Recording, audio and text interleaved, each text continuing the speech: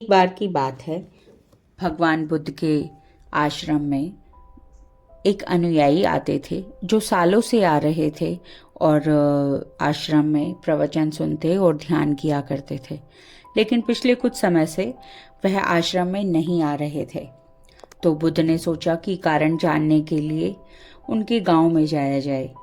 एक दिन भगवान बुद्ध अपने कुछ अनुयायियों के साथ उसी अनुयायी के गांव में पहुंचे भिक्षाटन के लिए, और फिर उस अनुयायी के घर भी पहुंचे। जब वो उनके घर गए तो उन्होंने देखा कि वो अपने घर के आंगन में कुछ काम कर रहे थे। भगवान बुद्ध को देखकर वो बहुत प्रसन्न हुए और उन्होंने उन्हें शीतल जल पिलाया। आंगन की चबूतरे पर चटाई बिछाकर भगवान बुद्ध का स्वागत किया। तब बुद्ध ने पूछा कि आप आश्रम क्यों नहीं आ रहे हैं? क्या घर में कोई परेशानी है? तब वह अनुयायी कहता है कि भंते, मुझे कोई परेशानी नहीं है, लेकिन जो वस्त्र मैं पहनता हूँ वो बहुत ज़्यादा कट फट गए हैं और पुराने हो गए हैं और बाहर पहनने के लायक नहीं बचे हैं, इसीलिए मैं आश्रम नहीं आ पा रहा हूँ। तब बुद्ध देखते हैं कि उस व्यक्ति के वस्त्र सच में ही बहुत ज़्यादा कट फट गए थे, उनमें छेद भी हो गए थे और पुराने हो गए थे। तब भगवान बुद्ध मुस्कुराते हैं, उसके कंधे पर हाथ रखकर कहते हैं, तुम चिंता मत करो, सब सही होगा। शाम के समय जब भगवान बुद्ध प्रवचन देकर उठ रहे थे तो अपने एक धनी अनुयायी को वो रुकने का आदेश देते हैं और सबके चले जाने पर उस धनी अनुयायी को कहते हैं कि फलां गांव के उस निर्धन अनुयायी के घर उसके एक जोड़ी कपड़े पहुंचा दें।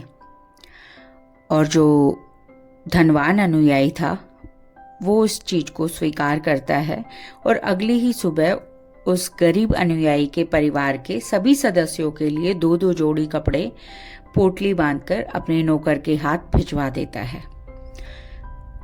अगले दिन प्रवचन के समय जब गरीब अनुयायी नए वस्त्रों में आता है तो भगवान बुद्ध उससे पूछते हैं कि क्या तुम इन वस्त्रों में सही हो, तुम्हें कुछ और तो नहीं चाहिए?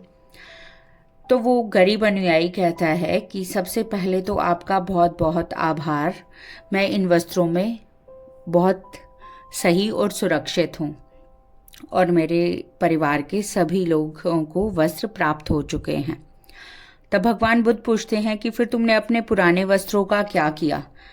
तो अनुयायी कहता है कि हमने अपने पुराने वस्त्रों को अपने बिछाने और ओढ़ने के वस्त्रों के रूप में बदल लिया है। फिर बुद्ध पूछते हैं कि पुराने वस्त्र जिन्हें तुम बिछाते और ओढ़ते थे उनका क्या किया? तो कहता है कि उन्हें हमने अपनी खिड़कियों के और दरवाजों के पर्दों के रूप में लगा लिया है। फिर भगवान बुद्ध पूछते हैं कि जो पुराने पर्दे थे उनका क्या किया? कि जो पुराने पर्दे थे कुछ, उनको हमने रसोई में गर्म वस्त्रों को पकड़ने और साफ सफाई के लिए लगा लिया। फिर भगवान बुद्ध पूछते हैं कि जो पुराने रसोई के वस्त्र थे उनका क्या किया? तो कहते हैं उनको हमने पोछे के रूप में इस्तेमाल कर लिया। और भगवान बुद्ध फिर से पूछते हैं कि जो पुराना पोछा था उसका क्या किया? तो अनुयायी कहता है, भंते, वो और किसी उपयोग में लाने के लायक नहीं बचे थे क्योंकि वो तार तार हो चुके थे। तो उसके धागों को मैंने अलग अलग करके उनसे दिए की बातियां बना ली और उन्हीं में से कुछ बातियां मैं आश्रम के लिए ले आया और कुछ बातियां मेरे घर में रह गई हैं। तो भगवान बुद्ध बहुत खुश होते हैं और वो अपने अनुयायियों को बड़े ही सरल उदाहरण से अपरिग्रह और वस्तुओं के सदुपयोग की शिक्षा देते हैं, जो आजकल के वातावरण के लिए भी उपयुक्त और अनुकूल है। बहुत बार हम सभी बहुत सी ऐसी चीज़ें ले लेते हैं जिनका हमें कोई ज़्यादा यूज़ नहीं करना होता, फिर वो वेस्ट पड़ी रहकर एक दिन कूड़े कचरे के रूप में पर्यावरण को दूषित करती हैं। किसी भी महान व्यक्तित्व के प्रति आदर दिखाने का सबसे सही तरीका उनकी दी हुई शिक्षाओं को जीवन में ढालना है, जिससे हम अपना और अपने पर्यावरण का विकास कर सकते हैं। नमो बुद्धाय।